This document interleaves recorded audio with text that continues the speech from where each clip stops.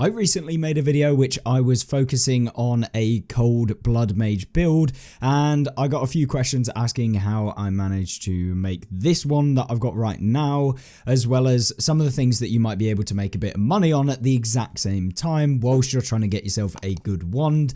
This is not just for cold spell skill wands and can be used for any of the different wands, whether it's +5 to lightning, fire, whatever you're using to kind of create one of the better wands in the game. What you have to do is pretty much this direct method. It is a bit RNG based as to the tiers of modifiers that you can get, and whilst you can be able to get decent modifiers in general, what we can do is give ourselves a good chance, and you can repeat the process over and over and over again in order to get what you want. So first things first is we have ourselves a dueling wand, which we picked up off of the trade market. And if we hop on over to the trade market, there's a couple of things that I wanted to showcase off, which is that essentially what we do when we're searching for a base wand that we want to actually use is we pick up a wand with +5 level to all spell skills as a magic wand.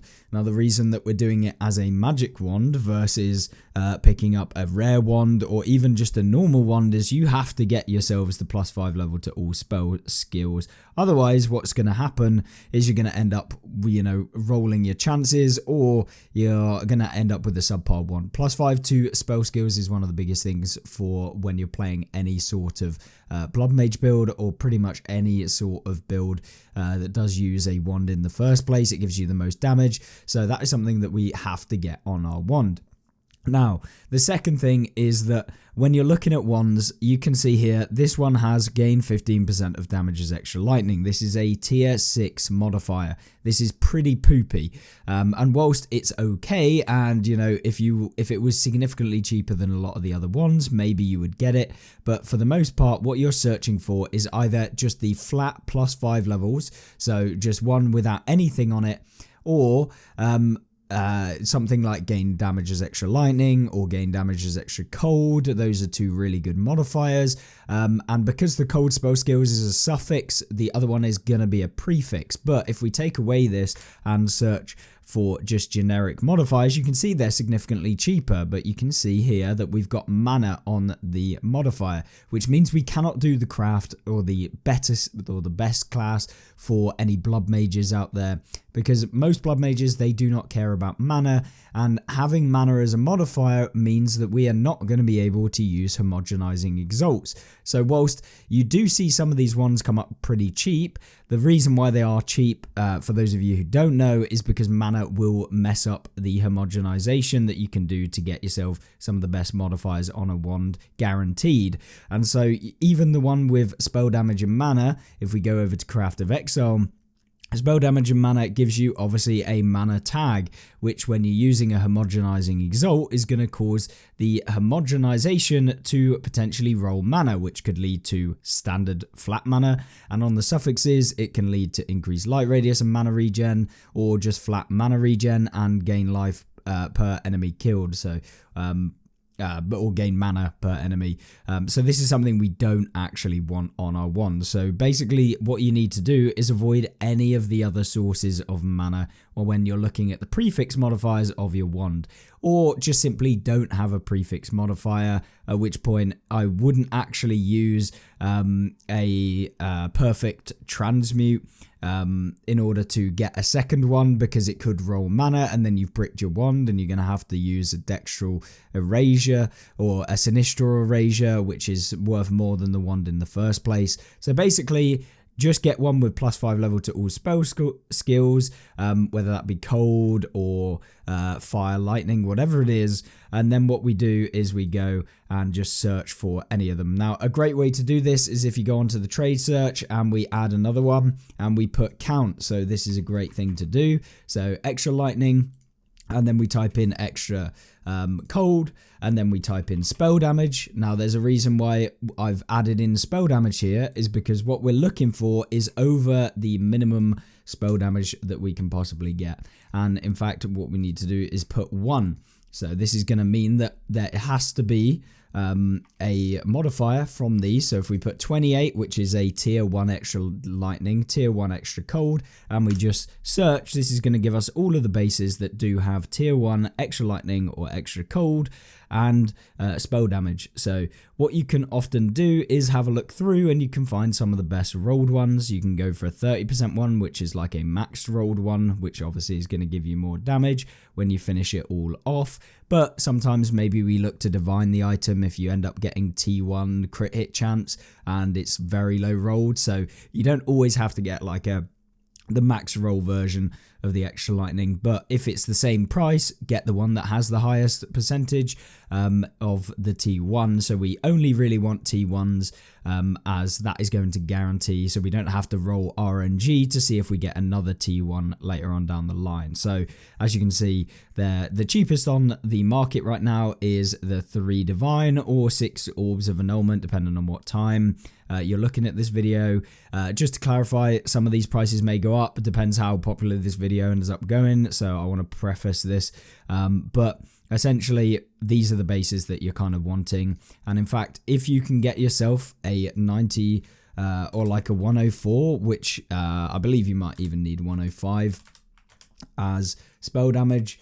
There aren't any on the market right now, but that is because that's T1 spell damage, which is really, really big for the game. But you're then going to try and have to roll extra lightning, especially if you're doing the build that I'm doing. The lightning damage helps you to shock, which gives you more shock, lightning infusions, which we use on the build because the base, we're not adding any lightning damage anywhere else. So really, really big. But obviously you can just drop in 90 here and look for any T2 spell damages with like high rolls. You can see this is 10 divine, so it's quite expensive. But ideally I wouldn't buy a T2 for 10 divine. It's just too much. I don't think it's really worth it. But it's something to kind of note. The other thing we need is making sure that the base is a level 81, which, yes, most bases are going to be 81 if they have +5 level to all spell skills, lightning skip spell skills, whatever it is, because that is the modifier level. So you need a one that has 81. However, I believe you can recombinate a +5 level onto another base, which may not be level 81. I don't know that for sure, don't quote me on it, but just make sure you put 81 as the minimum item level just in case. I don't know how recombination works with regards to higher tier mods being put on a lower tier item level than the actual mod itself. It might be the case that is possible, so just cover yourself, make sure you put item level 81 in here, as that opens up all of the top tier modifiers that you can possibly get on a wand. Now, since I've already bought one of these, we can just do the full craft as it goes. So let's jump into Path of Exile. And what we've got here is obviously the dueling wand. So dueling wand is typically the best base just because it gives you spell slinger as the kind of implicit, or so you can basically get a way to self-cast like Comet or whatever you want to put into, so you can socket in a damaging buff to your build that you can add in here, whether that be Comet, whether it be something else that's going to help out and synergize with your build. You can self-cast it using it. So it's almost like cast on crit, but basically just triggering it yourself using Spellslinger. So this is the best base. The other ones that I've got, so my +3 wand, unfortunately, is on a siphoning wand base. That was just because it was cheaper as a exceptional base. So exceptional bases obviously come with 2 sockets as standard, so you can search for those. Those are going to be far more expensive as a 2-socketed non-corrupted wand. So when you're searching on the trade website, make sure that you are searching for an exceptional base, non-corrupted 2 sockets. So 2 rune sockets, non-corrupted, you can put on there, and that's going to give you all of them non-corrupted. But once again, make sure no mana modifiers on there, on the prefixes, or anywhere on the wand for that matter. And always buy the magic wand. Now, what we then do is, this is the part of the craft that is kind of a bit poopy, and that is because we are using a greater essence of sorcery, which is going to guarantee us spell damage. Now, spell damage on a wand is obviously like very, very good. You do want to have a source of spell damage on your wand. However, this is T3 spell damage. So this guarantees T3 spell damage, which, to be honest with you, you can actually roll off if you provided you get T1s on everything else. But it does come at a bit of cost. You could brick the wand later on down the line if you try and remove spell damage and end up getting a high tier mana or something like that. So at the end of the day, there's a couple ways you can go about it. Either you just take the fact that you're going to lose a potential of like 30% spell damage by using the Greater Essence of Sorcery, or you try and roll it yourself by getting a higher roll of spell damage or lightning damage or whatever T1 that you want to get. But for me, I would much rather guarantee that we're going to get at least a spell damage roll, and that also does not brick the following homogenizations that we're going to do on the wand. So what we do now is we add on the Greater Essence of Sorcery. So this gives us that spell damage that we're talking about. So we can just click it on, and we actually got a really high roll of it, because obviously it can go from 75 to 89. Obviously 89 would be the best because that is the highest you can get on a T3, but 85 is absolutely fine, and you can actually get higher spell damage if you do on the final step of this craft, get hybrid spell damage, which can come with mana. But now we have a rare item. This is where we can start using exalts.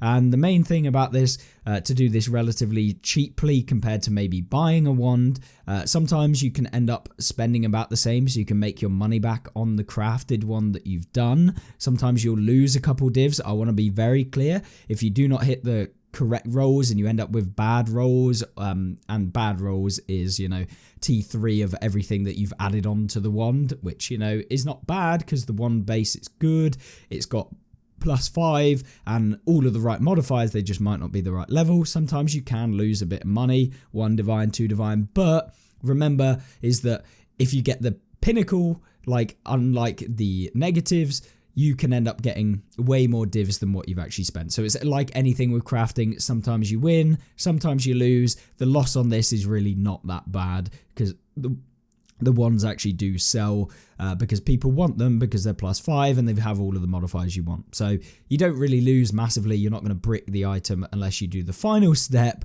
of this, which I'm going to do just for the sake of the video. I don't care. We've got plenty of money on the account anyway, 470 divs, so losing a maximum of 8 div is not really going to be a real problem. But the idea that we're doing now is we want to get, because of the fact that we have all of the modifiers that are going to guarantee critical hit chance, cast speed, and critical damage bonus. Now, all 3 of these modifiers are the only ones that we can get on the suffix because of the fact we have extra lightning, which is elemental, and lightning, or elemental and damage even as a tag. So if we go back over just to like really bring it home, if we go over to Craft of Exile, you'll see any of these have modifiers. So like Chaos, for example, has damage, cold damage, lightning damage, fire damage. These all have lightning, elemental, and damage, or fire, elemental, and damage, which on the suffix, you don't have any of those other than the fact that you have spell skills.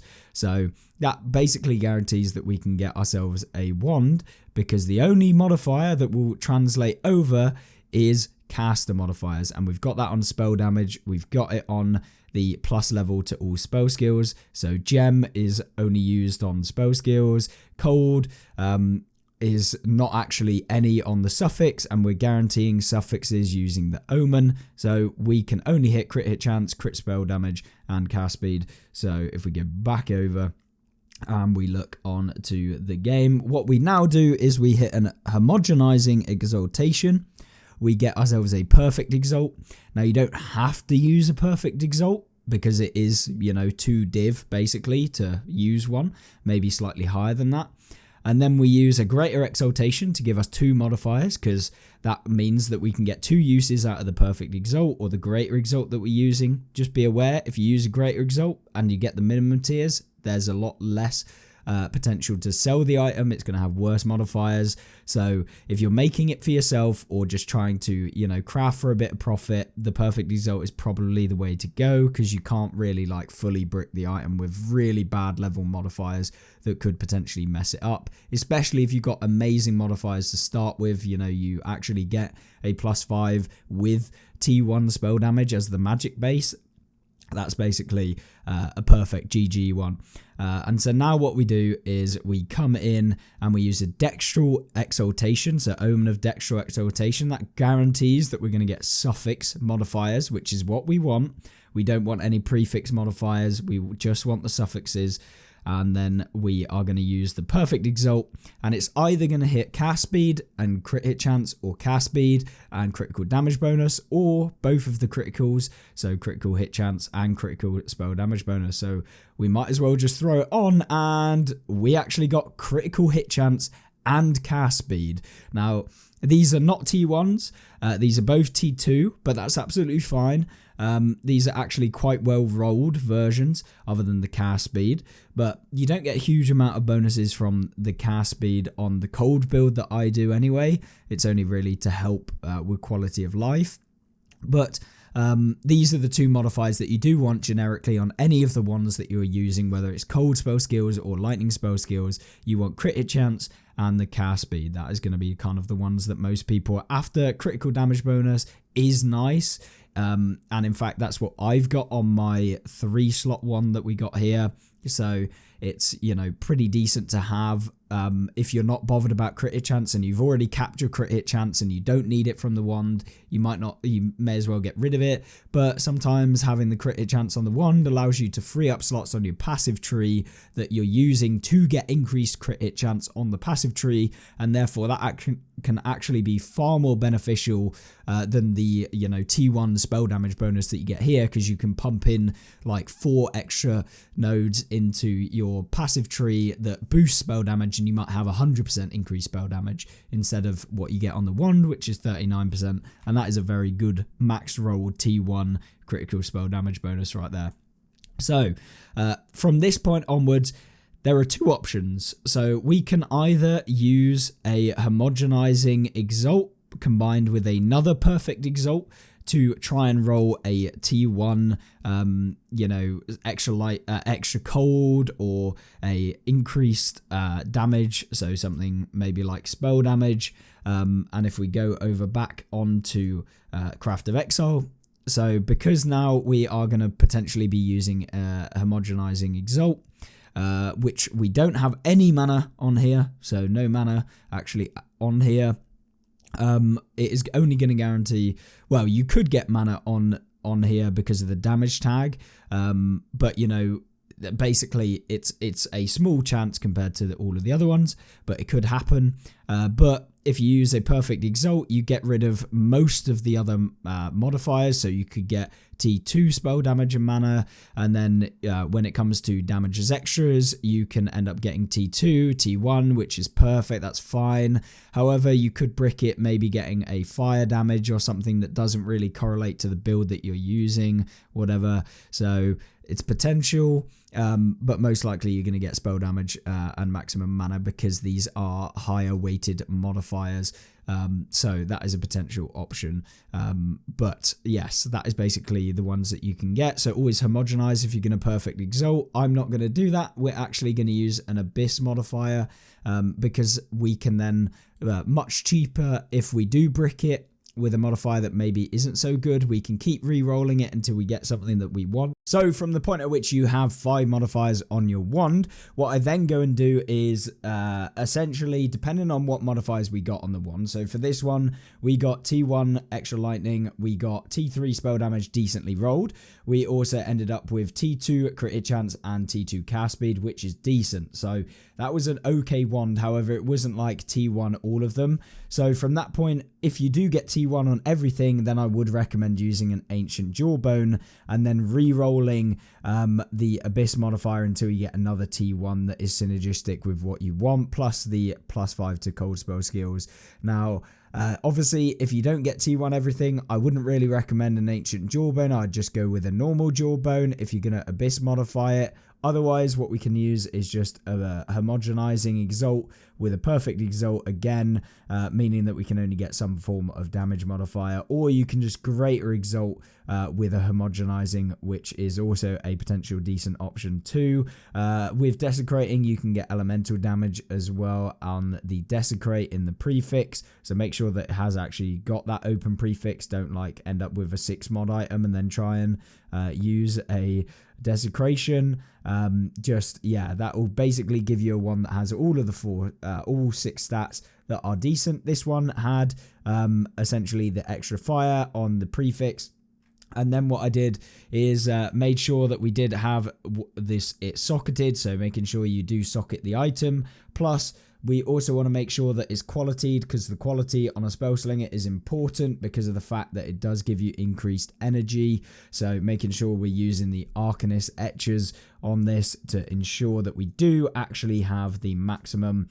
And then obviously you have your wand. You can use that wand if you want to as a base. But for me, what I did is I went ahead and corrupted it, hoping for an implicit that gives us +1 to all spell skills, or maybe +1 to cold spell skills. That's something that synergizes with a build as an implicit or an enchant, shall we say, as well as maybe getting an option to get 2 sockets, which would have been also perfect.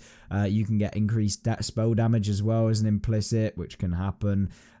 However, on this, when we did do it, we got the only thing that can really brick the wand, which is it removed the +5 to cold spell skills and replaced it with the crappiest roll of spell damage bonus. So instead of selling the wand uncorrupted for about 15 divs, which is what it was worth, we ended up getting a wand that was now probably worth 0. So that is like the big baller step. If you've got lots of money, what I'd recommend is corrupting them just to see if you get 2 sockets. They sell much easier and they're much more expensive, you know, in the region of 45 div to 50 div if you get 2 sockets on a wand, so you can make a decent amount of profit.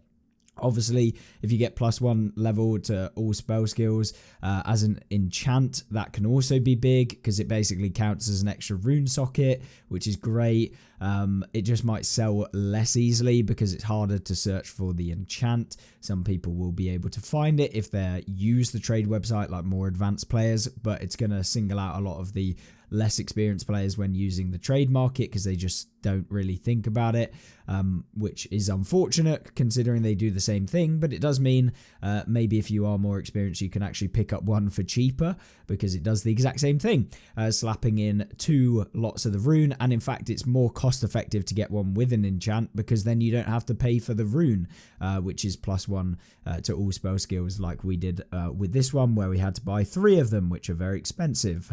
So yeah, the enchant can actually be better sometimes. In fact, every time. It just depends whether or not it's cheaper than getting another socket and then putting in the rune yourself. Either way, we brick this wand. This is the result of it. Don't corrupt it if you don't got a lot of money, because you're going to have to do it again to get the same wand to then use, and then obviously corrupt it, and it could happen again. It is a possibility that you brick it twice in a row, 3 times in a row, 4 times in a row. It's just unlikely that that would happen. It is possible though. So I would recommend only ever corrupting the wand once you've got another wand that you've crafted up and you actually want to get the second socket yourself. Other than that, you would just sell those wands to make a bit of money. You can make about a couple of divines if you do hit the right sort of modifiers on your wands. And so yeah, that is basically the crafting process for the ones that I'm using, and they do make a lot of money if you do win the corruptions as well, like a lot of money. You're talking like 20 div or something like that. So it is worth corrupting them if you've got lots of money and can ride out the losses of losing a one that is like 14 div to just sell straight off the bat.